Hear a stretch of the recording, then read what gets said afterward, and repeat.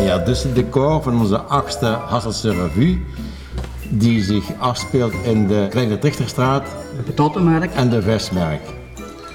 Binnen de maquette van de revue, Francis, hoe lang heb je er nu aan gewerkt? Ja, Pierre, met het grondplan en de opbouw in 3 dimensies heb ik 2 weken eraan gewerkt.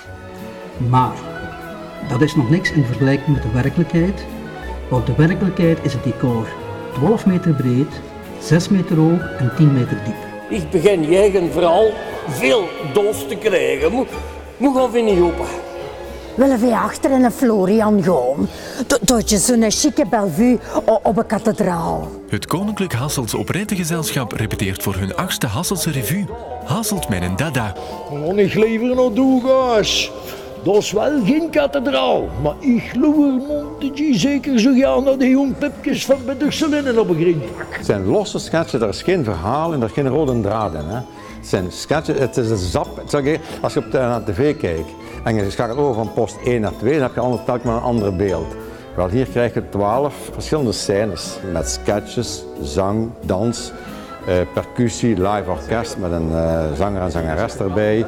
Dat zijn de ingrediënten van deze nieuwe revue. We hebben alles gebouwd volgens het centrale perspectief. Dus als je de kerk bekijkt, in het midden ongeveer is het puntje waar alle schuine lijnen naartoe lopen. Ook de schuine lijnen beneden. En dan krijg je dus een zicht, een driedimensioneel zicht. Er zit er ergens een klein foutje in.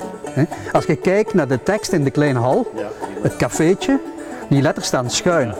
Maar die letters moeten verticaal staan. Gelijk met de vensters, met de lijn van de vensters mee. Ziet je, en hier staan ze te schuin. Dat is het enige foutje. Jullie zullen het misschien nog niet opgemerkt hebben. Het zou ook niet op te merken zijn in de zaal, maar ik wil alles hebben dat alles perfect is, volledig fotografisch. Het moet een echt reëel decor zijn. Mijn oudste zuster, die ken je toch? Die is getrouwd bij een homo. Met een derde manzaliger, of voor het nu met de vierde. Dat beroerde een homo. Hadden ik wel nu eens 5 minuten, Jan. Die heeft nooit nog niet gebougeerd. Maar het kan ook zijn dat een blind wordt. Dat heb ik hem altijd vergeten te vragen. Zet het juist even vrolijk hier, dat zijn er nog. En er zijn ook nog mensen mee doen. Maar als je meer wilt weten, ja, kom dan kijken. Hè. Die spelen 6 keer, dus je hebt kans genoeg. Luister maar eens wat de voorzitter gaat zeggen. Dan zul je wel komen. Als voorzitter ben ik bijzonder fier over het resultaat. En ik denk persoonlijk dat dit de beste revue wordt ooit gegeven in Hasselt. Kun je beamen, Francie? Ja, ik beaam dat zeker eigenlijk. Hè.